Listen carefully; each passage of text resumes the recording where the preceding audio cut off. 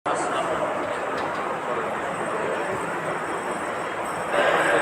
رب العالمين والصلاة والسلام على أشرف الأنبياء والمرسلين نبينا محمد وعلى آله وصحبه ومن تبعهم بإحسان إلى يوم الدين أما بعد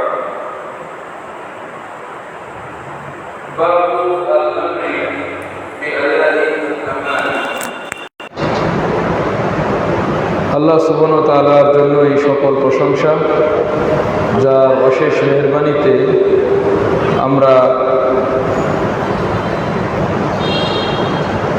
অশেষ মেহেরবানিতে আমরা প্রতি সপ্তাহের ন্যায় আজকেও মাগরিবের সালাতের পর রিয়াদুস সালেহিন নামক কিতাব থেকে দার্সের সুযোগ পেয়েছি। আলহামদুলিল্লাহ, সালাত ও সালাম বর্ষিত হোক আমাদের প্রিয় নবী, সর্বশেষ ও সর্বশ্রেষ্ঠ নবী মুহাম্মদ রাসূলুল্লাহ সাল্লাল্লাহু আলাইহি সাল্লামের উপর। রিয়াদুস সালেহিন এই কিতাবটি থেকে আজকে আমরা যে বিষয়ে হাদিস পাঠ করব, এই বিষয়টির নাম হচ্ছে বাবুন আল আমরু বিআদাইল আমানা, অর্থাৎ আমানত পরিশোধ করার বিষয়ে শরীয়তের নির্দেশ। শরীয়তে বা ইসলামে আল্লাহ সুবহানাহু ওয়া তাআলা আদেশ দিয়েছেন আমানত আদায় করার জন্য, আমানত পরিশোধ করার জন্য। পবিত্র কোরআনুল কারীমে আল্লাহ সুবহানাহু ওয়া তাআলা বলেছেন, ইন্নাল্লাহা ইয়া'মুরুকুম আন তুআদ্দুল আমানাতি ইলা আহলিহা, নিশ্চয়ই আল্লাহ সুবহানাহু ওয়া তাআলা তোমাদেরকে আদেশ করেন, নির্দেশ দেন, আন তুআদ্দুল আমানাতি ইলা আহলিহা, তোমাদের কাছে যে সমস্ত আমানত রাখা হয়েছে সেই সমস্ত আমানতগুলিকে আদায় করার জন্য, পরিশোধ করার জন্য, ইলা আহলিহা, আমানতগুলো যারা রেখেছে তাদের নিকটে, যার যেটা আমানত তার কাছে সেইটা ফিরিয়ে দেওয়ার জন্য, পরিশোধ করার জন্য আল্লাহ সুবহানাহু ওয়া তাআলা তোমাদেরকে আদেশ দিচ্ছেন। ওয়া ইযা হাকামতুম বাইনান নাসি আন তাহকুমু বিল আদলি, এবং আরও আদেশ দিচ্ছেন আল্লাহ তোমাদেরকে যে তোমরা যখন মানুষদের মাঝে বিচার করবে, ফয়সালা করবে, তোমরা ইনসাফের সাথে, ন্যায়ের সাথে বিচার করবে, মানে জুলুম করবে না বিচারে। এইটা আল্লাহ সুবহানাহু ওয়া তাআলা তোমাদেরকে নির্দেশ দিচ্ছেন। ইন্নাল্লাহা নি'ম্মা ইয়া'iদুকুম বিহি, আল্লাহ তোমাদেরকে যে জিনিসের উপদেশ দিচ্ছেন, যে জিনিস তোমাদেরকে আল্লাহ সুবহানাহু ওয়া তাআলা মানার জন্য উপদেশ দিচ্ছেন, সেটা কতই না সুন্দর। ইন্নাল্লাহা কানা সামিআম বাসীরা, নিঃসন্দেহে আল্লাহ সুবহানাহু ওয়া তাআলা সব কিছু শোনেন এবং সব কিছু দেখেন। এটা হলো সূরা নিসার 58 নম্বর আয়াত। এই আয়াতে আল্লাহ সুবহানাহু ওয়া তাআলা এই বিষয়গুলি বললেন, চারটা বিষয় বললেন এখানে। এক নম্বর কি বললেন? ইন্নাল্লাহা ইয়া'মুরুকুম আন তুআদ্দুল আমানাতি ইলা আহলিহা, আল্লাহ সুবহানাহু ওয়া তাআলা তোমাদেরকে নির্দেশ দিচ্ছেন যে তোমরা তোমাদের যে আমানত রয়েছে, তোমাদের কাছে লোকেরা রেখেছে, এই আমানতের মালিক যারা, তাদের কাছে তোমরা এই আমানতগুলি পরিশোধ করে দাও। এখানে এই যে বিষয়টি আল্লাহ সুবহানাহু ওয়া তাআলা নির্দেশ দিচ্ছেন, এটা অত্যন্ত শক্তিশালী কথা। যদি এরকম কথা থাকতো যে আল্লাহ বলতেন আমি তোমাদেরকে নির্দেশ দিচ্ছি, তাহলে এটা বললে যে শক্তি হতো, তার চাইতে বেশি শক্তি এই কথার ভিতরে যে আল্লাহ তোমাদেরকে নির্দেশ দিচ্ছেন। মানে বালাগি যারা আরবি ভাষা নিয়ে, আরবি ভাষার অলঙ্কার নিয়ে যারা কথা বলেন, তাদের মতে এই যে কথাটা ইন্নাল্লাহা ইয়া'মুরুকুম, অবশ্যই অবশ্যই আল্লাহ তোমাদেরকে নির্দেশ দিচ্ছেন, এটা কত বড় শক্তিশালী কথা যে আল্লাহ আদেশ দিচ্ছেন। এই আয়াত থেকে বোঝা গেল যে আমানত এইটা পরিশোধ করাটা ওয়াজিব। আমানত যেটা আমাদের কাছে আছে, এই আমানতটা যার যেটা প্রাপ্য আমানত তাকে সেটা দিয়ে দেওয়া, এটা ওয়াজিব, এটা আল্লাহ আদেশ দিয়েছেন। আমানত এইটা মূলত যেহেতু এখানে বলা হয়েছে আমানত পরিশোধ করার কথা, তো আমানতটা কাকে বলে সেটা যদি আমরা না বুঝি তাহলে আমানতটা আদায় করা ওয়াজিব, কারণ এই ওয়াজিবটা পালন করব কিভাবে? আমরা যদি নাই বুঝি যে আমানতটা কি, এই জন্য আমাদেরকে বুঝতে হবে যে আমানতটা আসলে কি জিনিস। আমানতটা দুই প্রকার। একটা হলো আল্লাহর অধিকারের বিষয়ে, যেগুলি আল্লাহ সুবহানাহু ওয়া তাআলা বান্দার উপরে আমানত দিয়েছেন, রেখেছেন। সেটা হচ্ছে আল্লাহ সুবহানাহু ওয়া তাআলা বান্দাকে যত ধরনের ইবাদতের দায়িত্ব দিয়েছেন, আল্লাহ সুবহানাহু ওয়া তাআলা বান্দাদেরকে যে সমস্ত ইবাদতের দায়িত্ব দিয়েছেন, ঈমান, সালাত, সিয়াম, যাকাত, হজ, এগুলি আল্লাহর পক্ষ থেকে আমানাত বান্দার উপরে, এবং আল্লাহ এগুলো আদায় করতে বলেছেন। ঈমান আনতে বলেছেন, সালাত এটা আল্লাহ দিয়েছেন, আমানত আদায় করতে বলেছেন। যাকাত, হজ, সওম, যত ইবাদত রয়েছে আল্লাহ সুবহানাহু ওয়া তাআলা বান্দার কাছে আমানত রেখেছেন, এইগুলি আল্লাহ সুবহানাহু ওয়া তাআলার পক্ষ থেকে বান্দার কাছে আমানা। এই জন্য এটা একটা বড় আমানা, সবচেয়ে বড় আমানত, যে আল্লাহর ইবাদতগুলো আল্লাহর জন্য দিয়ে দেওয়া, আল্লাহর অধিকারগুলি। এই আমানত যথাযথভাবে আদায় করতে হবে। আল্লাহর ইবাদতগুলি আমরা যদি আল্লাহকে ছাড়া অন্যকে দিয়ে দেই তাহলে আমানতকে আদায় হলো? আল্লাহর আমানতটা আল্লাহকে দিতে হবে। ইবাদত যেগুলি আল্লাহ সুবহানাহু ওয়া তাআলা আমাদের কাছে আমানত রেখেছেন, আমাদেরকে দায়িত্ব দিয়েছেন, ওই আমানতগুলি আমাদেরকে প্রথমত আদায় করতে হবে। যদি আমরা ঈমান না আনি, যদি আমরা সালাত না পড়ি, যদি আমরা সিয়াম না রাখি, হজ না করি, তাহলে আমরা কিন্তু আমানত রক্ষা করলাম না, এক নম্বরে। দুই নম্বর, অনেকে আছে যারা এই সমস্ত আমানত আদায় করে কিন্তু তারা উল্টো পাল্টা করে। তারা আল্লাহকেও কিছু দেয়, অন্যকেও কিছু দেয়। আমি যদি আপনার কাছে 10,000 টাকা আমানত রাখি, সেখান থেকে আমাকে 8,000, আর একজনকে 2,000, এটা দিয়ে দেওয়া যাবে? এটা অন্যায় হবে না? তো আজকে আমাদের সমাজে আল্লাহর ইবাদতটা একটা আমানা, কিন্তু অনেকে দেখা যাচ্ছে আল্লাহর জন্য সাজদা করে, এটা একটা আমানা, আবার অন্যের জন্য সাজদা করে। তাহলে সেখানে আমানত সে আদায় করলেও ভুলভাবে আদায় করতেছে, এবং এটা একবারে চরম জঘন্য অন্যায়। তাহলে প্রথম যেটা আমানত আমরা কি বুঝলাম? আল্লাহ যেগুলি বান্দাকে দায়িত্ব দিয়েছেন ওইগুলো আদায় করা, এটা একটা আমানা। দুই নম্বর, যেটা অর্থনৈতিক বা সম্পদের আমানত, যেটা মানুষের কাছে রাখে। মানুষ যেটা মানুষের কাছে আমানত রাখে, এটাও একটা আমানত। এটা 3 প্রকার হয়। একটা হলো যে আপনার কাছে আমানত রাখা হয়েছে একটা জিনিস, একটা সম্পদ, আমার সম্পদ আপনার কাছে রাখা হয়েছে, উদ্দেশ্য যে ওই সম্পদটা আপনি হেফাজত করবেন আমার কল্যাণে। যেমন আপনার কাছে আমি 1 লক্ষ টাকা রাখলাম, অথবা একটা গাড়ি, আমার ওরকম জায়গা নেই, আপনার জায়গা আছে, বললাম যে আমার এটা একটু আমানত থাকলো আপনার কাছে। আমানত টাকা হোক, কোনো গাড়ি হোক, অথবা অন্য কোনো বস্তু হোক, এইটা আমি আপনার কাছে আমানত রাখলাম আমার কল্যাণে, যে আমার কাছে থাকলে হয়তো জিনিসটা অতটা আমি হেফাজত করতে পারবো না, আপনার কাছে রাখছি। এটাকে বলা হয় আল ওয়াদিআ। তো এইটা হেফাজত করা আপনার উপরে ওয়াজিব। আপনার কাছে রাখলাম, একটা সাইকেল হোক, একটা ঘড়ি হোক, একটা মোবাইল হোক, একটা বই হোক, রাখলাম, আপনি ওইটা হেফাজত করবেন। এটা কিন্তু ছোটোখাটো বিষয় না।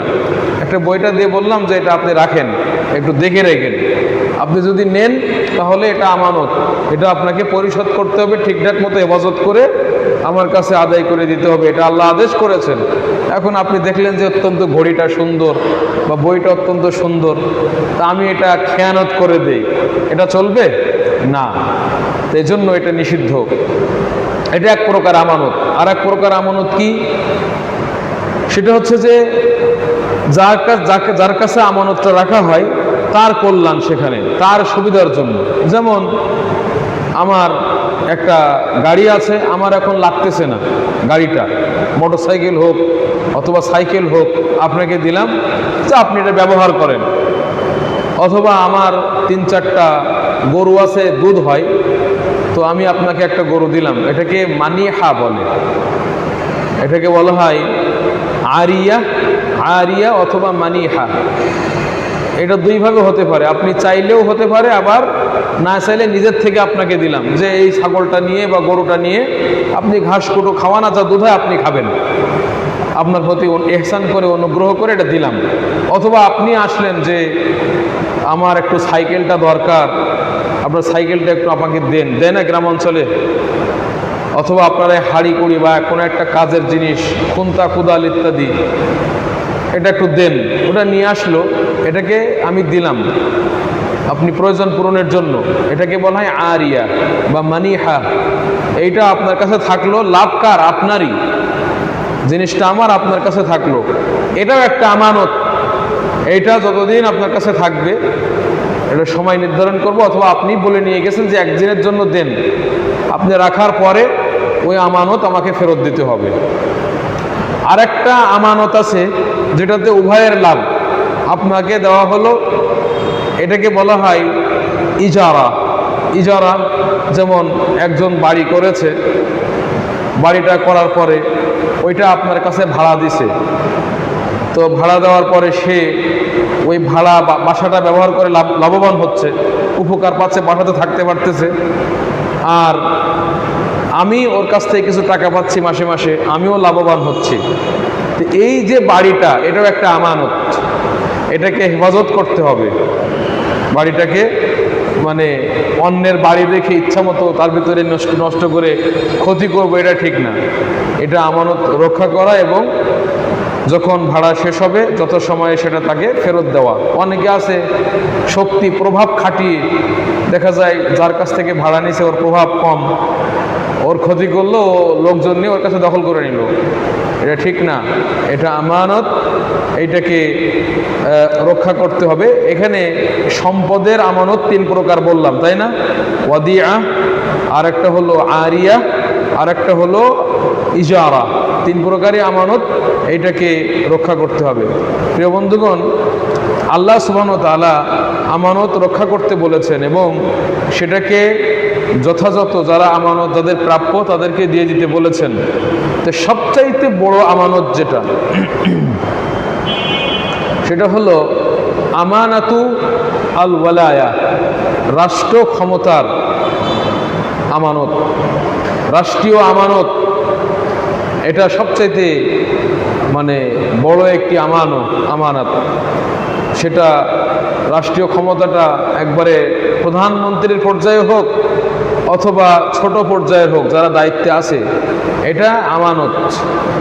যেমন রাষ্ট্রের প্রধানমন্ত্রী যিনি, তিনি কিন্তু গোটা দেশের নাগরিকদের জন্য একজন আমিন, মানে আমানত তার হাতে দেওয়া হলো। গোটা দেশের আমানত তার হাতে, সকল উম্মতের, সকল দেশের নাগরিকদের আমানত তার হাতে। তার দায়িত্ব এই উম্মতের কল্যাণ যেগুলি আছে সেগুলো রক্ষা করা। তাদের দুনিয়ার কল্যাণ কিসে হবে, তাদের দিনের বিষয়ে, ধর্মের বিষয়ে কল্যাণ, এসব বিষয়গুলি এর উপরে সে আমানতদার। জনগণের সম্পদের উপরে সে আমানতদার। এমনকি রাষ্ট্রীয় সম্পদ থাকে না কোষাগারে, বাইতুল মাল, এই সম্পদ জনগণের সম্পদ, এটার উপরে সে আমানতদার। সুতরাং এই সকল বিষয়গুলি তার আমানত রক্ষা করতে হবে, জনগণের কল্যাণে কাজ করতে হবে, তাদের দুনিয়ার কল্যাণ এবং তাদের ধর্মীয় কল্যাণ যেগুলি আছে, দিনী কল্যাণ, সেই কল্যাণে সরকারকে কাজ করতে হবে, সে আমানতদার। এটা আল্লাহর নির্দেশ। সে দেশের প্রধানমন্ত্রী বা প্রধান হয়ে বসে থাকবে, আর এই আমানত যদি আদায় না করে, তাহলে আল্লাহ সুবহানাহু ওয়া তাআলা যেটা আমানত আদায় করতে বলেছেন সেটা সে আদায় করলো না। কারণ আল্লাহ এটা বড় আমানত। এবং রাষ্ট্রের যে সম্পদ রয়েছে না, রাষ্ট্রের যে সম্পদ, এই রাষ্ট্রের সম্পদ মুসলমানদের কল্যাণে ব্যয় করবে, মুসলমানদের অকল্যাণ হয় এই রকম কোনো কাজে মুসলমানদের সরকার বাইতুল মাল, রাষ্ট্রীয় কোষাগারের সম্পদ ব্যবহার করার অধিকার রাখে না। যদি সে করে তাহলে সে আমানতের খেয়ানত করলো। যদি দেশের প্রধান যদি জনগণের কল্যাণে কাজ না করে নিজের কল্যাণে কাজ করে, তাহলে সে আমানত রক্ষা করলো না খেয়ানত করলো? খেয়ানত করলো। যদি সে মুসলমানদের সবচেয়ে বড় কল্যাণ হলো কি? তাদের ইসলামের বিষয়ে জ্ঞান দেওয়া, যে তারা দিন শিখবে, দিনের বিষয়ে। এই জন্য মানে কি বলবো, দেখেন সৌদি আরবে এই কতগুলি বিশ্ববিদ্যালয়, সেখানে সবচেয়ে আপনি ধরেন যে মদিনা বিশ্ববিদ্যালয়ের কথাটা ধরেন। মদিনা বিশ্ববিদ্যালয়ে সারা বিশ্ব থেকে হাজার হাজার ছাত্রদেরকে নিয়ে যাচ্ছে। বছরে আসা যাওয়ার টিকিট, ওখানে লেখাপড়া করতে কি সুন্দর ছাত্রাবাস, 5 তারা হোটেলের চাইতে দামি, এত সুন্দর ছাত্রাবাস। তাদের বই পুস্তক কিনে দেওয়া, যাবতীয় খরচ মাসে মাসে আপনার 20,000 টাকার মতো ভাতা দেওয়া, বাংলাদেশি টাকা তারা পাচ্ছে। এত যে সুযোগ সুবিধা এদেরকে দিয়েছে কেন বলেন তো? কারণ তারা রাসূলুল্লাহ সাল্লাল্লাহু আলাইহি ওয়াসাল্লামের মক্কা মদিনার খাদেম। তারা মুসলমানদের ইসলামের দিক থেকে যেটা কল্যাণ হবে, দিনের বিষয়ে যে কল্যাণ হবে, এই কল্যাণটা রক্ষা করার জন্য এটা করতেছে। কল্যাণের জন্য, কল্যাণ রক্ষা করার জন্য এটা করতেছে। তো এই জন্য শুধু আমাদের দেশের লোক না, সৌদি আরবের যারা নাগরিক তারা আরো বেশি তাদের ধর্মীয়, কারণ আপনি মারা গেলেই সব শেষ। আপনার মূল কল্যাণ যেটা পরকালে, সেটা যদি আপনি ধর্ম শিখতে না পারেন কোনো লাভ হবে? কোনো লাভ হবে না। যদি মানুষরা আল্লাহকে না চেনে, দিন না বোঝে, নবীকে না চেনে, তাহলে এদের মধ্যে আর গরু ছাগলের মধ্যে কোনো পার্থক্য নেই। এরা আর গরু ছাগল একই জিনিস। কারণ গরু ছাগলে যেরকম খাইতেছে, অত্যন্ত মাঠে গিয়ে তরতাজা ঘাস আবার খোল ভুসি খেয়ে শরীরটা মোটা করে প্রজনন বৃদ্ধি করে বংশ বিস্তার করে আবার চলে যাচ্ছে। একইভাবে যারা মানুষ আল্লাহরে চেনে না, দিনরে চেনে না, নবীরে চেনে না, বোঝে না, আমল নেই, এলেম নেই, এগুলি ওই পশু প্রাণী, বরং আরো নিকৃষ্ট। তো এদের কোনো লাভ নেই। দুনিয়াতে যে কদিন আছে খাওয়া দাওয়াই ওই শেষ। বাস যখনই মারা যাবে দেখা গেল যে পরকালে কঠিন শাস্তি। যে এটা কি কোনো এটা স্বার্থ সংরক্ষণ হলো? এই জন্য দেশের যিনি প্রধানমন্ত্রী হবেন সবার আগে নজর দিবেন যে এদের সবচাইতে বড় কল্যাণ যেটা, সবচাইতে বড় উপকার যেটা, পরকালীন কল্যাণ স্বার্থ, এটা সংরক্ষণের জন্য কাজ করা। এই জন্য মসজিদগুলিকে আবাদ করা, মসজিদগুলি এলেমের জন্য আকর হয়, যেখানে এলেম চর্চা হবে, মানুষ যাতে নামাজি হয়, মানুষ যাতে করে দিন চর্চা করে সঠিকভাবে, আল্লাহকে চেনে, দিনকে বোঝে। এভাবে এটা আমানত, সরকারের স্কন্ধে, সরকারের কাঁধে এটা আমানত। এটা যদি সে আদায় না করে, সে আমানতের খেয়ানত করলো। একইভাবে জনগণের দুনিয়াবি কল্যাণ, যাতে করে মানুষ এই দুনিয়াতে শান্তিপূর্ণভাবে বসবাস করতে পারে। মানুষ একজনের সাথে আরেকজন ব্যবসা বাণিজ্য করতে যাবে, সেখানে যেন ধোঁকাবাজি না থাকে, সেখানে যেন 2 নম্বরই না থাকে, সেখানে যেন নিরাপত্তার সাথে মানুষ তারা ব্যবসা বাণিজ্য করতে পারে। মানুষ বসবাস করবে যেন নিরাপত্তার ভেতরে থাকে, যেন তাদের মনে ত্রাস, ভয়, ভীতি এগুলো কাজ না করে। জনগণ যেন সুন্দর শান্তিপূর্ণভাবে রাস্তাঘাটে চলাচল করতে পারে। এগুলো সরকারের স্কন্ধে দায়িত্ব, এগুলো জনগণের জন্য তারা করবে। না হলে সরকার হয়ে লাভটা কি? এগুলো সরকারের দায়িত্ব, দুনিয়া এবং আখিরাতের কল্যাণ বিধান করা। যদি এগুলো না করে তাহলে সে খায়েন, খেয়ানতকারী। এটা শুধুমাত্র প্রধানমন্ত্রীর উপরে না, প্রধানমন্ত্রীর নিচে আরো যারা মন্ত্রী আছে, প্রত্যেক মন্ত্রীর আপন আপন সেক্টরের দায়িত্ব অনুযায়ী সেটা তার কাঁধে একটা আমানত। তারা প্রত্যেকেই মানে তাদের অধীনস্থ মুসলিমদের, জনগণের দুনিয়া এবং আখিরাতের কল্যাণ হয়, এই সকল বিষয়ে দায়িত্ব পালন করা তাদের উপর আমানত। দিনের বিষয়ে সম্পদ ব্যয় না করে যদি অন্যায় অশ্লীল কাজে, নাচ গানে ইত্যাদিতে সম্পদ ব্যয় করা হয়, তারা আমানতের খেয়ানত করলো। একজন মন্ত্রী, একজন এমপি, একজন ডিসি, একজন বিচারক, জজ কোর্টের, হাইকোর্টে যারা বিচারক, প্রত্যেক বিচারক এরাও কি আমিন? বিচারটা যাতে ঠিকভাবে হয়, এটা তার কাঁধে দায়িত্ব। যদি সে অন্যায় বিচার করে, সে খেয়ানত করলো। এসপি ডিসি যারা আছে দায়িত্ব পালন করতেছে, আমানত আদায় করতে হবে। আপনি পরিবারের একজন দায়িত্বশীল, আপনার কাঁধেও আমানত রয়েছে। আপনার স্ত্রীর বিষয়ে, সন্তানের বিষয়ে, ছেলে মেয়ের বিষয়ে আপনি যদি তাদের দুনিয়া এবং পরকালের কল্যাণের জন্য কাজ না করেন, আপনিও আমানতের খেয়ানত করলেন। এজন্য আমানতের বিষয়টা কিন্তু অত্যন্ত ব্যাপক। তাহলে আমরা মোটামুটি বুঝতে পারলাম যে আল্লাহ যে আমাদেরকে আমানত আদায় করতে বলেছেন, এই আমানতটা আমাদেরকে রক্ষা করতে হবে। এবং আমানত এইগুলি, এখানে আরো কিছু আমানতের কথা আমরা বলবো। আল্লাহ সুবহানাহু ওয়া তাআলা এই আমানত আমাদেরকে আদায় করতে বলেছেন। যিনি আমানত রাখবেন তার কাছে যথাযথভাবে এই আমানতকে রক্ষা করতে হবে। বলছে আমানত যদি আমরা আদায় করতে চাই, তাহলে আগে তো আমানতটা রক্ষা করতে হবে। রক্ষা করার পরে আদায় করতে হবে। আগেই যদি আমানত নষ্ট করে ফেলি, তাহলে কি আমি কি আদায় করতে পারবো? তাহলে আমাকে আমানত রক্ষা করতে হবে, তারপরে সেটা আদায় করতে হবে। সুতরাং আমানত পাওয়ার পরে আমানত রক্ষাতে সে ত্রুটি করবে না। এখানে দেখেন কিছু আমানতের কথা বলা হয়েছে। একটা আমানত যেটা ব্যক্তি এবং তার সাথীর মাঝে হয়ে থাকে।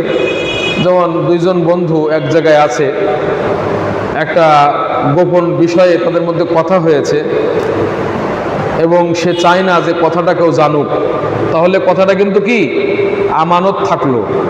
এই কথাটা প্রচার করে দেওয়াটাও একটা খেয়ানাত। এজন্য এটা সম্পর্কে কাউকে সংবাদ দেওয়া উচিত না। যদি কেউ বলে ভাই কথাটা আপনার কাছে বললাম, এটা কিন্তু আমানত থাকলো, এরকম বলি না আমরা অনেক সময়, এটা কিন্তু আমানত, এটা কারোর কাছে বলা যাবে না, আমানতের খেয়ানাত হয়ে যাবে। যদিও আপনার কাছে সবচাইতে কাছের লোক হোক, তার কাছেও আপনি বলতে পারবেন না। এটা আপনাকে রক্ষা করতে হবে, সংবাদ এটা দেওয়া যাবে না। অনেক সময় যদি আমরা ইশারা ইঙ্গিতও বুঝি, যেমন আমার সাথে একটা কথা বলতেছে আর আশেপাশে তাকাচ্ছে, একটা কথা বলার সময় আমার সাথে বলতেছে আর আশেপাশে তাকাচ্ছে, তার মানে কি ও চাচ্ছে না যে এই কথাটা কেউ না জানুক। তো এটা দ্বারা আমি বুঝে নিলাম যে কথাটা আমার কাছে আমানত রাখতেছে, না হলে আশপাশে দেখতেছে কেন। তখন আপনাকে যদি নাও বলে যে ভাই কথাটা কাউকে বলেন না, আমানত, তবুও আপনার উপরে ওয়াজিব কথাটাকে রক্ষা করা, এটা আমানা। এরপরে আরো একটা আমানত আপনাদেরকে বলি, অনেকে জানে না, বোঝে না। সেটা হলো স্ত্রীর মাঝে এবং স্বামীর মাঝে যেসব বিষয়, প্রাইভেট বিষয় যেগুলো থাকে বা ঘটে, স্বামী স্ত্রী করে, এগুলো কিন্তু আমানত, এগুলো প্রচার করা ঠিক না। এজন্য হাদিসে এসেছে কিয়ামতের দিন আল্লাহর নিকটে সবচাইতে নিকৃষ্ট ব্যক্তি হলো একজন লোক তার স্ত্রীর সাথে মিলন করে, স্বামী স্ত্রী পরস্পর অন্তরঙ্গ মুহূর্তে থাকে, তারপরে কি করছে না করছে এটা মানুষের মধ্যে যে গল্প করে, বন্ধু মহলে যে গল্প করে, এটা কিন্তু জায়েজ নেই।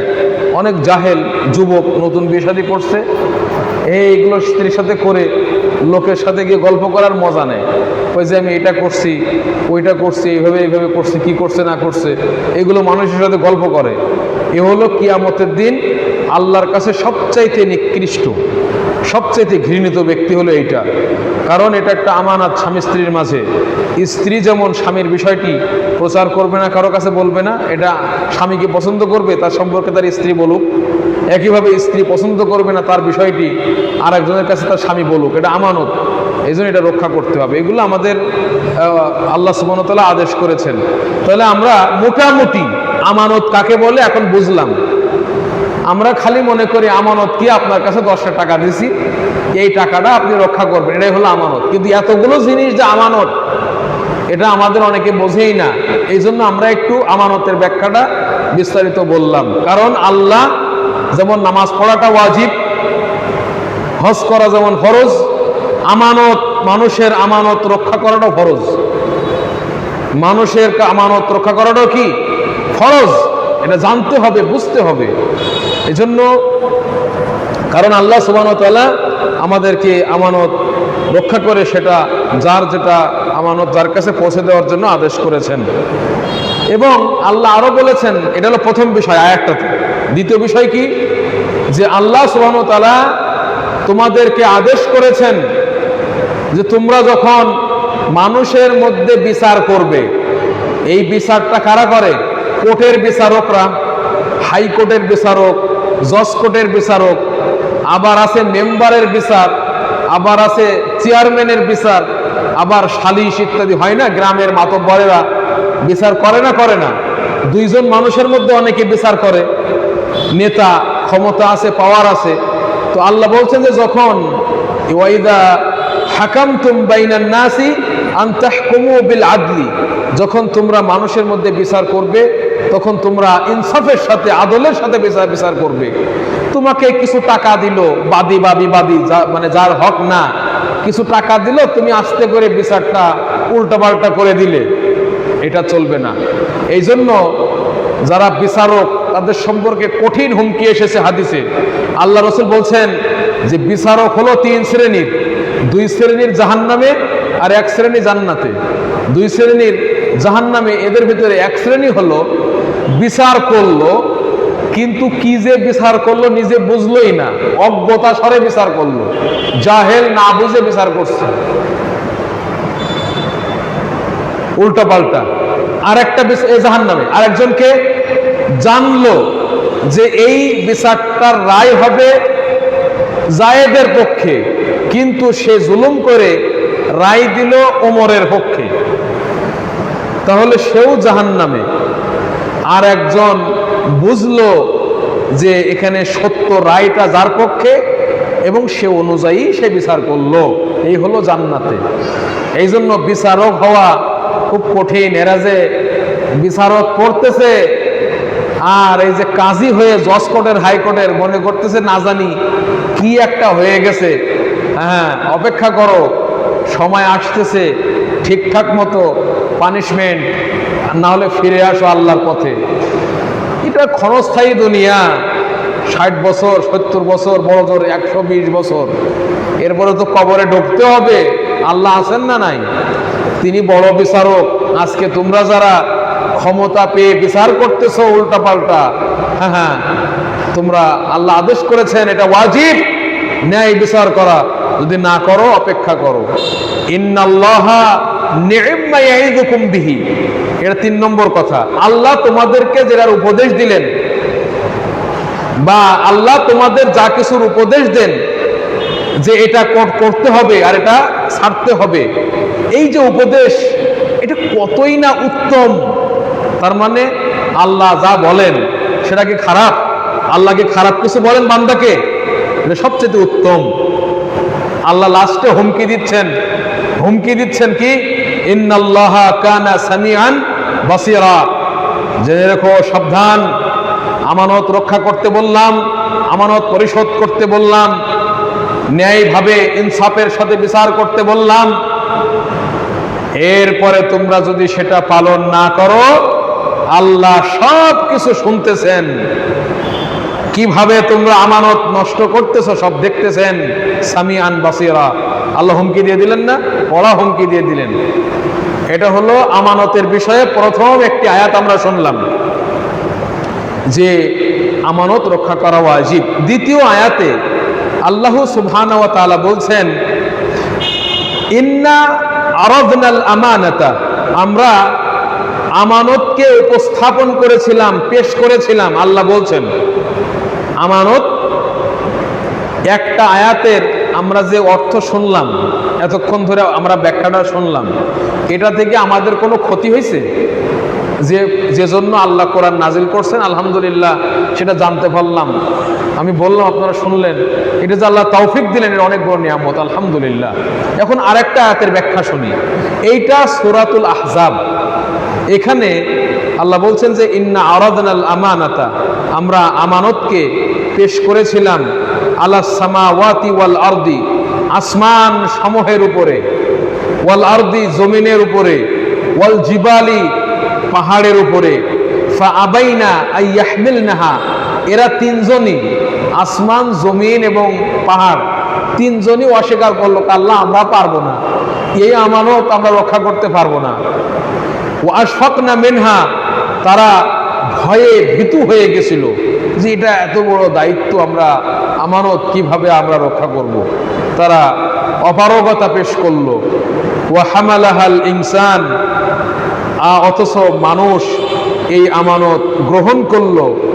ইন্নাহু কানা যালুমান জাহুলা, এই মানুষ কতই না বড় জালেম, কতই না বড় অজ্ঞ, এটা আল্লাহ বললেন। এখানে আল্লাহ যে আমানতটা পেশ করলেন আসমান, জমিন এবং পাহাড়ের উপরে, এই আমানতটা কি বলা হচ্ছে? এটা হচ্ছে আল্লাহর আমানতটা হলো আল্লাহর দায়িত্ব, দায়িত্ব প্রদান, যেগুলো আল্লাহ মানুষকে দায়িত্ব দিয়েছেন না, দিয়েছেন না দেননি? দিয়েছেন। অনেকগুলো বিষয় আল্লাহ মানুষকে দিয়েছেন যেগুলো ওয়াজিব, পালন করা আবশ্যক। এইগুলো আল্লাহ আসমানকে দিয়েছিলেন, তোমরা করবা। পাহাড়কে দিয়েছিলেন, তোমরা পালন করবা। এগুলো আল্লাহ সুবহানাহু ওয়া তাআলা জমিনকে দিয়েছিলেন, তোমরা পালন করবা, দায়িত্ব, এটা ওয়াজিব, তোমাদের পালন করতে হবে। কিন্তু এর ভেতরে কষ্ট আছে, এই দায়িত্বের ভিতরে, এই জন্য তারা অপারগতা পেশ করলো এবং তারা ভাবলো বা আশঙ্কা করলো তারা এটা পারবে না, নষ্ট করে ফেলবে, তাই তারা অপারগতা পেশ করলো। এখানে একটা প্রশ্ন হতে পারে, আসমান, জমিন, পাহাড় এগুলো জড়, কোনো প্রাণ নেই, আকল নেই। প্রাণ নেই বলা যাবে না, এদের তো আকল নেই। আমরা যে আকল আছে না, আমাদের আকলের মাধ্যমে আমরা পার্থক্য করি ভালো মন্দ ইত্যাদি, তাই না? আমরা বুঝি। তো এই জিনিসগুলো তো এদের ভিতরে নাই, আসমান জমিনের ভেতরে, পাহাড়ের ভেতরে, এরা উপলব্ধি করতে পারে না। তা কিভাবে আল্লাহ দায়িত্ব দিলেন? এটা একটা প্রশ্ন হতে পারে কিনা, এটা কেমনে বুঝবে? এই জন্য যারা পাগল, এদের উপরে ঈমান আনা ফরজ নাকি? এটা তো বোঝে না, পাগল, এর উপরে নামাজ পড়া ফরজ, হজ করা, যাকাত দেওয়া, এদের কোনো দায়িত্ব নেই, এরা বোঝে না, পাগল। ছোট ছেলে এখনো বোঝে না আগুন কোনটা আর পানি কোনটা, ওর উপরে কি কোনো কিছু ওয়াজিব হয়, দায়িত্ব কোনো আছে ওর? তো এদের উপরে যদি ফরজ না হয়, তো আল্লাহ আসমান জমিনের দায়িত্ব দিলেন কিভাবে? পাগলের সাইডে তো আরো হলো, এরা কিছু বোঝে না, পাগল তো ঘুরতেছে ফিরতেছে খাইতেছে, এই আসমান জমিন তো কিছু বোঝেন, আল্লাহ দায়িত্বটা কেমনে দিলেন? একটা প্রশ্ন হতে পারে না? আপনাদের মনে প্রশ্নটা আসছে না? এটার জবাব কি? এটার জবাব হলো যে এই যে আমরা দুনিয়াতে যে জড় পদার্থ দেখি, এটা আমাদের দৃষ্টিতে বা আমাদের বিবেচনায় এগুলো জড়, কিন্তু আল্লাহর দৃষ্টিতে, আল্লাহর হিসেবে এগুলো কি বোঝে, এরা উপলব্ধি করতে পারে। এটা আল্লাহর দৃষ্টিতে জামাত না। আল্লাহ সুবহানাহু ওয়া তাআলার কাছে এদের, আমাদের যেমন আকল আছে, আমরা আর একজন কিছু বললে বোঝে। আল্লাহ যদি বলেন আসমানকে কিছু, আসমান ঠিকই বোঝে ওটা। আল্লাহ সূর্যকে যদি বলেন, তো সূর্য ওটা বোঝে। এজন্য সহিহ মুসলিমের হাদিসে এসেছে, সূর্য প্রত্যেক দিন যে উদয় হয় না, উদয় হওয়ার পরে ডুবে যে যায়, ডুবে যায় কোথায়?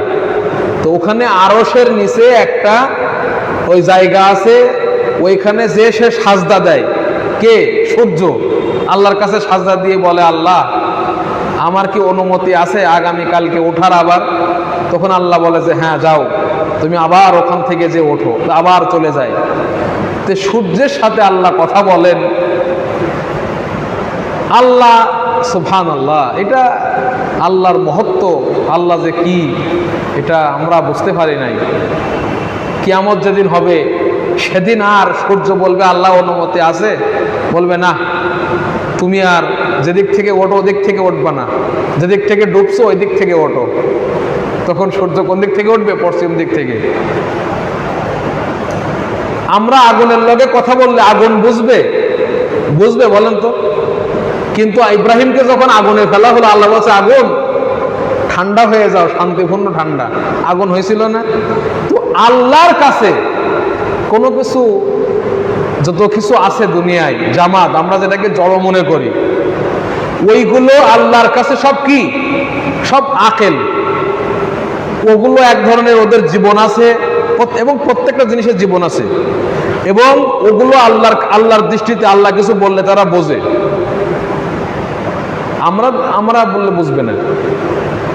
নবীকে একটা পাথর সালাম দিত মক্কাতে, একটা পাথর, নবী সাল্লাল্লাহু আলাইহি ওয়াসাল্লাম যখন যাইতেন একটা পাথর ছিল, নবীকে সালাম দিতেন আসসালামু আলাইকা ইয়া রাসূলুল্লাহ, অথবা সালাম দিতেন যেভাবে হোক। তখন আল্লাহ নবী উত্তর দিতেন। তো নবী একদিন বলতেছে যে ওই পাথরটাকে আমি এখনো চিনি, আমারে সালাম দিত। দেখেন তো, পাথরে নবীকে সালাম দিছে। তো ওটা আল্লাহ বোঝার তৌফিক দিয়েছেন নবীকে। আল্লাহ নবী খুতবা দিতেন, মিম্বার তৈরি হওয়ার আগে একটা খেজুর গাছ, শুকনা খেজুর গাছে ভর দিয়ে। যখন মিম্বার তৈরি হয়েছে, উনি ওই খেজুর গাছ ছেড়ে মেম্বারে উঠে খুতবা দিচ্ছেন, আর ও হু হু হু হু করে কান্না শুরু করে দিচ্ছে। খেজুর গাছ, শুকনা খেজুর গাছ কাঁদতেছে। আল্লাহু আকবার। পরে আল্লাহ নবী সাল্লাল্লাহু আলাইহি ওয়াসাল্লাম মেম্বার থেকে নেমে খেজুর গাছটাকে জড়ায় ধরছে বুকের মধ্যে, যে বাচ্চা যেমন এরকম এরকম করে করে ওঠে না, ওরকম করে করে উঠতেছে খেজুর গাছটা। মানে কি মনে করছেন আপনি? উহুদ পাহাড় সম্পর্কে আল্লাহ নবী বলছেন, উহুদ পাহাড় আমাদেরকে ভালোবাসে। তাহলে উহুদ পাহাড় নবীকে ভালোবাসেন, আমার তাদেরকে ভালোবাসে। কি মনে করছেন? তো এই যে পাহাড় বলেন, এই যে আসমান বলেন, জমিন বলেন, এগুলি সব আল্লাহর বান্দা, এর আল্লাহর সৃষ্টি। আল্লাহ বললে এরা সব শোনে। তো আল্লাহ দায়িত্ব দিছিলেন, আমরা আমার কাছে কেমনে দায়িত্ব দিল, কিভাবে কি করবে না করবে, কিন্তু না, আল্লাহর দৃষ্টিতে বা আল্লাহর তুলনায় এগুলো সব বোঝে। এরা বোঝে, এরা উপলব্ধি করে, এবং তাদেরকে আল্লাহ দায়িত্ব দিলে সেটা পালনও তারা করে। দেখেন না, আল্লাহ যখন কলম সৃষ্টি করলেন, কলম সৃষ্টি করার পরে কলমকে বললেন, কলম তুমি লেখো। তো কলম আবার কথা বলতেছে, কয় যে আমি কি লিখবো? আল্লাহ বলতেছে যে লেখো, কিয়ামত পর্যন্ত যা কিছু হবে সব তুমি লেখো। কলম গড় গড় গড় গড় করে লেখা শুরু করছে। কলম নিজে নিজেই লিখতেছে, কথা বলতেছে। তো এটা আল্লাহর কাছে কোনো অসাধ্য কিছু নয়। আল্লাহু আকবার। আল্লাহ যখন আসমানের দিকে মনোনিবেশ করলেন, আল্লাহ আসমান যখন তৈরি করার ইচ্ছা পোষণ করলেন, ওয়াহিয়া দুখান, সেটা একটা ধুমার মতো ছিল, ধোঁয়া। তখন আল্লাহ আসমানকে বললেন এবং জমিনকে বললেন, ইতিয়া তাওআন আও কারহা, তোমরা দুজন আসো, স্বেচ্ছায় অথবা বাধ্য হয়ে আসতে হবে তোমাদেরকে। ক্বালাতা, আসমান এবং জমিন সাথে সাথে জবাব দিল, আতাইনা তাইঈন, আল্লাহ আমরা আপনার বশ্যতা স্বীকার করে স্বেচ্ছায় অনুগত হয়ে আমরা চলে আসলাম। এটা কে বলছে? আসমান এবং জমিন। আল্লাহু আকবার। আল্লাহ আসমান জমিনকে বললেন যে আসো আমার কাছে, ইচ্ছায় হোক অনিচ্ছায় হোক আসো। ওরা বলছে আমরা ইচ্ছায় আসলাম, আল্লাহ আপনি বলছেন আমরা চলে আসছি। আল্লাহ কত পাওয়ারফুল! আল্লাহু আকবার, আল্লাহু আকবার, আল্লাহু আকবার। মানুষ গাফেল হয়ে গেছে, বেশিরভাগ মানুষ গাফেল। আল্লাহু আকবার। আল্লাহ এখানে আদেশ করলেন আসমান জমিনকে। তাহলে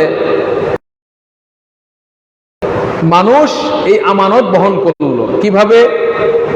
আল্লাহ মানুষকে আকল দিয়েছেন, এই আকল যাদের আছে তাদের উপরে আল্লাহ এই দায়িত্ব দিলেন, তোমাদেরকে ঈমান আনতে হবে, সালাত পড়তে হবে, হজ করতে হবে, যাকাত দিতে হবে, সিয়াম এবং যত যেগুলো ওয়াজিব, এগুলো আল্লাহ মানুষকে দিলেন। যেহেতু তারা আকল আছে এবং রসুল প্রেরণের মাধ্যমে আল্লাহ সুবহানাহু ওয়া তাআলা তাদেরকে এই দায়িত্ব প্রদান করলেন। ওয়া হামালাহাল ইনসান ইন্নাহু কানা যালুমান জাহুলা। মানুষ যারা এই আমানত আল্লাহ দিলেন, যারা এই আমানত রক্ষা করবে, তারা কি জালেম? না। তারা কি জাহেল? না। আর যারা এই আমানত রক্ষা করবে না মানুষদের ভেতর থেকে, তারা সবগুলি বড় বড় জালেম, সবগুলো বড় বড় জাহেল। যতই বলুক আমি বিজ্ঞানী, তুই জাহেল বেটা, তুই আল্লাহরে চেনস না। আমানত রক্ষা করো না তুমি, তুমি কিসের আবার আলেম, জাহেল তুমি। আল্লাহ বলছেন আমি বলি নাই, তাই না? শেষ আর একটা হাদিস, আমরা সামনের সপ্তাহে 2টা হাদিস পড়ে এই অধ্যায়টা, আমানতের অধ্যায়টা শেষ হয়ে যাবে। তাহলে দিনের বিষয়গুলো কিন্তু আমানত, তাই না? আল্লাহ আমানত দিয়েছিলেন না আসমান জমিন এবং পাহাড়ের উপরে, এটা তো বহন করে নাই, আমরা বহন করছি। এটা কি দিনের দায়িত্ব, শরীয়ত, এটা আমানত। তো অনেকে বলে যে না আমানত মানে খালি টাকা পয়সা, না, দিনটাও আমানত। আর একটা হাদিস, ছোট্ট হাদিস, সংক্ষেপে ব্যাখ্যা করব। আবু হুরায়রা রাদিয়াল্লাহু তাআলা আনহু থেকে বর্ণিত, তিনি বলেন রাসূলুল্লাহ সাল্লাল্লাহু আলাইহি ওয়াসাল্লাম বলেছেন, আয়াতুল মুনাফিকি সালাস, মুনাফিকের আলামত, মুনাফিকের চিহ্ন 3টা। মুনাফিকের চিহ্ন কয়টা? মুনাফিক এর চিহ্ন হলো 3টা।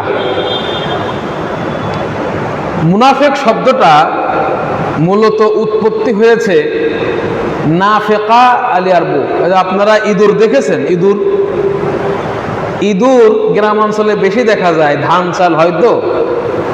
এরা গর্ত করে, গর্ত খুঁড়ে একটা মনে করেন বাইরে কি রাখে, দরজা রাখে, এদিক দিয়ে আসা যাওয়া করে, মানুষকে বোঝায় যে এর একটাই দরজা। কিন্তু ভিতর দিয়ে এদিকে ওদিকে যে কতগুলো সে দরজা করে রাখে, সে ও ছাড়া আর কেউ বোঝে না। মানুষকে ধোঁকা দেওয়ার জন্য কিভাবে ওদিক দিয়ে দরজা করে হালকা একটু উপরে বাকি রাখে, যে জায়গা দিয়ে সাধারণত মানুষ চলাফেরা করে না। কারণ মানুষ চলাফেরা পা লাগে তো গর্তটা ভেঙে যাবে, কিন্তু সেদিকে চলাফেরা করে না, ও ওদিকেও গর্ত করে সুন্দর করে ঠিক করে রাখে। যখন আপনি এদিক দিয়ে বন্ধ করে দিবেন দরজা, এই ইঁদুর কয়টা বন্ধ করবেন, এদিকে ওদিকে করে, দেখা গেছে যে সুবিধা মাথা দিয়ে গুঁথা দিয়ে বের হয়ে দৌড় দেয়। এই যে ধোকাবাজি, বাহিরে বোঝায় যে একটাই দরজা, কিন্তু ভেতরে রাখছে কয়েকটা দরজা, ওই জানে সেগুলো। এখান থেকেই মুনাফেক, মুনাফেক এরও দরজা 2টা, একটা বাহিরে একটা ভিতরে। ভিতরের দরজাটা এটা বোঝে না ওই ছাড়া, আর বাহিরেরটা আমরা বুঝি।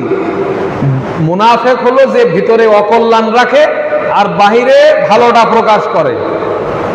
যেমন মুনাফেক ভেতরে ভেতরে আল্লাহকে মানে না, রসুলকেও মানে না, আর মুখে মুখে বলে যে আমরা সাক্ষ্য দিচ্ছি আল্লাহ সত্য, রসুল সত্য, আবার মানুষকে দেখায় নামাজ পড়তেছে, রোজা রাখতেছে, এগুলো ঠিকঠাক মতো সবকিছু করে। তো এটা দরকার কি? দরকার, আসলে মুনাফেকটা আগে ছিল না, আগের যুগে ছিল না। আদম যত নবী আসছে আগের যুগে মুনাফেক ছিল না, আমাদের নবীর যুগেই মুনাফেকটা প্রকাশ পাইছে। তাও কবে জানেন? বদর যুদ্ধের পরে। বদরের যুদ্ধের পরে যখন মুসলমানদের হাতে ক্ষমতা আসলো, কাফেররা ডরাইতে লাগলো যে যদি মুসলমান যদি না হয় তো মাঠটা তো ঠিক মতো খাওয়া লাগবে এখন। এই জন্য মুসলমানদের সাথে মুখে মুখে তাল দিয়ে বেড়ায়, আবার ঘরে পাঁচ পাঁচ, আর মনে মনে চায় যে মুসলমানরা মরুক। এ আমাদের ভিতরেও অনেকে আছে, সাথে সাথে ঘরে, কিন্তু মনে মনে চায় যে ও ধ্বংস হোক। এটা মুনাফেকের স্বভাব। তো মুনাফেক এরা বদর যুদ্ধের পরে যখন দেখলো যে মুসলমানদের শক্তি হয়েছে, তখন তারা অস্ত্রের ভয়ে আর নিজেদের দুনিয়ার স্বার্থের জন্য মুখে মুখে ঈমান প্রচার করতে লাগলো, কিন্তু ভেতরে আল্লাহকেও মানে, রসুলকেও মানে না। তখন থেকে শুরু হয় এটা। তো এটা হলো প্রকৃত মুনাফেক। কিন্তু এই প্রকৃত মুনাফেকদের যেমন ভেতরটা খারাপ, ঈমান নেই, বাইরে ঈমান প্রকাশ করে, তো এটা মানে বাস্তবতার ভিন্ন না। তো এই মুনাফেকদের বৈশিষ্ট্য আছে কি? মুনাফেকরা কথা বললে মিথ্যা কথা বলে, মুনাফেকদের কাছে আমানত রাখলে খেয়ানত করে, মুনাফেকরা ওয়াদা করলে খেলাফ করে। তো এই 3টা স্বভাব এখন মুসলমানদের মধ্যেও চলে আসছে। আল্লাহকেও মানে, নবীকেও মানে, 5 ওয়াক্ত নামাজ পড়ে, হজ করে, সবকিছু ঠিক আছে, কিন্তু ও দেখা গেল যে ওয়াদা করে কিন্তু পূরণ করে না, কথা বললে মিথ্যা বলে। তাহলে ও কি? মুনাফেক। কিন্তু ও যে মুনাফেক কাফের সে মুনাফেক না, ও হলো মুসলমান মুনাফেক। ও হলো কি মুসলমান মুনাফেক। আর কাফের মুনাফেক তো আল্লাহকে মানেই না, কিন্তু বাহিরে বাহিরে প্রকাশ করে সে আল্লাহরে মানে, হলো কাফের মুনাফেক। তো তিনটা বৈশিষ্ট্য আছে মুনাফেকের স্বভাব। মুসলমানের মধ্যে যদি একটা থাকে তো মুনাফেকের একটা বৈশিষ্ট্য আছে, আর যদি তিনটাই থাকে তাহলে পুরাপুরি খাঁটি মুনাফেক, মানে মুসলমান খাঁটি মুনাফেক। মানে ওই ইসলাম থেকে বেরিয়ে যাবে না, কিন্তু ওই মানে পুরাপুরি তিনটা স্বভাবই তার মধ্যে আছে মুনাফেকের, এই জন্য সে কাফের হয়ে যাবে না, কিন্তু মুসলিম ইসলাম আছে এমনও হতে পারে। হতে হতে হতে হতে ইসলামটা শেষ হয়ে যাবে, থাকবে না, নিভে যাবে, এমনও হতে পারে। সেই স্বভাব তিনটি হলো ইজা হাদ্দাসা কাযাবা, যখন কথা বলে মানুষের সাথে মিথ্যা কথা বলে। একটা ঘটনা আপনাকে বললো, মিথ্যা কথা বানাই বানাই বলতেছে, মিথ্যা বলছে যে ও অমুক ব্যক্তি এটা করছে, কিন্তু পরে দেখা গেলো করে নাই, মিথ্যা। ওয়াইদা ওয়াদা আখলাফা, বললো যে ভাই ইনশাল্লাহ আগামীকালকে আপনার সাথে দেখা হবে সকাল 7টায়, পরে দেখা গেল সকাল 7টা কি রাত 7টা বেজে গেছে, খবর নাই। এটাও একটা আলামাতুন নিফাক। যদি না পারে বলতে হবে ভাই আসতে চেয়েছিলাম, ঝামেলার কারণে আসতে পারলাম না। ওয়াদা করলে পূরণ করতে না পারলে আগের থেকে যোগাযোগ করতে হবে, না হইলে এটা হলো নেফাকি, মানে এটা এগুলো সব কি অন্যায়, বড় বড় অন্যায়। মিথ্যা বলা কবিরা গুনাহ না? আপনি একটা ওয়াজিব ওয়াদা করলেন, পূরণ করলেন, এটাও কবিরা গুনাহ। ওয়াইদা উতুমিনা খানা, আর যখন আপনার কাছে আমানত রাখা হয়, এই মুনাফিকের কাছে যখন আমানত রাখা হয় সে খেয়ানত করে, খেয়ানত করে। তে আমাদের আলোচনাটা কি নিয়ে চলতেছে? আমানত রক্ষা। তো এখানে আলোচনার ভিতরে হাদিসটা আসছে না যে আমানত তার কাছে দিলে সে খেয়ানত করে। তার কাছে কিছু টাকা রাখা হলো, খাইয়ে ফেলছে। ব্যবসার জন্য কিছু টাকা দিছি, ওই বদমাইশ কি করছে, টাকাগুলো খাইয়ে ফেলছে। ও ঠিক মতো দেয় না, লাভ যা হয় 10,000 টাকা লাভ হলো, কাজে 1 টাকাও লাভ হয় নাই। ওই আমানত রক্ষা করলো, খেয়ানত করলো। তবে আপনি নিরাশ হবেন না, আপনার এই টাকা একদিন পাওয়া যাবে। যাই হোক, যারা আমানতের খেয়ানত করে এরা মুনাফিকের চরিত্র এদের ভিতরে আছে, কঠিন শাস্তির সম্মুখীন তাদেরকে হতে হবে। এই জন্য আমানত সরকারের কাছে রাখা হোক, সে যদি খেয়ানত করে তার ভিতরে নিফাকের আলামত আছে। শিক্ষকের কাছে আমানত রাখা হলো পড়ানোর, খেয়ানত করে। ব্যবসায়ী আমানত রাখলো টাকা পয়সা, খেয়ানত করলো, এ মুনাফিকের আলামত তার ভিতরে আছে। একটা কথা আপনার কাছে বললাম, খেয়ানত করলেন, মুনাফিকের আলামত আপনার ভিতরে আছে। তো এই জন্য আমানত রক্ষা করা এটা ফরজ, এটা ওয়াজিব, নাহলে মুনাফিকের আলামত আমার ভিতরে চলে আসবে। এবং এইভাবে অন্যায় করতে করতে হতে পারে একদিন আমার ঈমানটাও শেষ হয়ে যাবে। আজকে আমরা এই পর্যন্তই। আল্লাহ সুবহানাহু ওয়া তাআলা যেন আমাদেরকে আমানত রক্ষা করে চলার তৌফিক দান করেন, আমিন। ইনশাআল্লাহ আমরা সামনের দার্সে 2টা হাদিস আছে, বড় বড় 2টা হাদিস। ওই 2টা হাদিস ইনশাআল্লাহ সামনের দার্সে পড়লে আমাদের এই আমানতের বিষয়ে আলোচনা শেষ হবে। তারপরে নতুন একটি বিষয়, এই বিষয় নিয়ে আমরা আলোচনা করব। তো আজকে এ পর্যন্ত। যদি কারো কোনো প্রশ্ন থাকে তাহলে সংক্ষেপে করতে পারেন। ওয়ালাইকুম আসসালাম ওয়া রাহমাতুল্লাহ।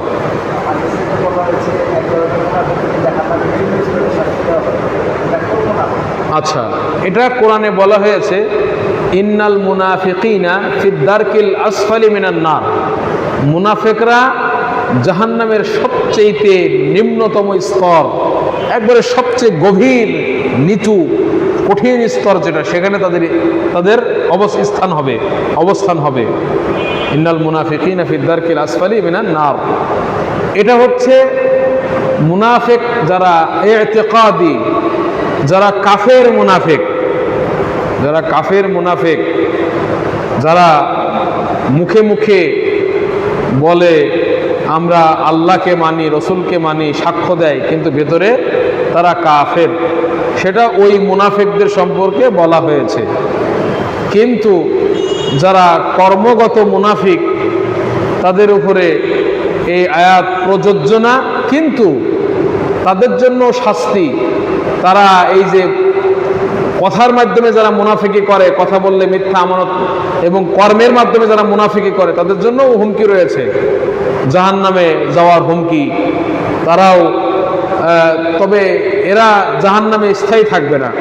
যারা কর্মের মাধ্যমে মুনাফিক, যারা অন্যের আমানত ফাঁকি দিয়েছে, রক্ষা করে নাই, কথায় কথায় মিথ্যা বলে, তারপরে ওয়াদা করলে খেলাফ করে, এরা জাহান্নামে স্থায়ী থাকবে না।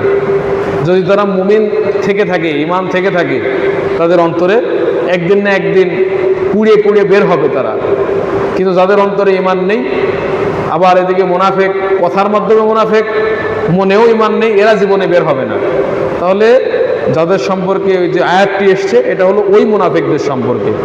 তবে আমানত রক্ষা করাটা ফরজ, এটা না করলে শাস্তির হকদার, শাস্তি পেতে হবে। আল্লাহ সুবহানাহু ওয়া তাআলা আমাদেরকে রক্ষা করুন। আর কারো কোনো প্রশ্ন? ওয়ালাইকুম আসসালাম।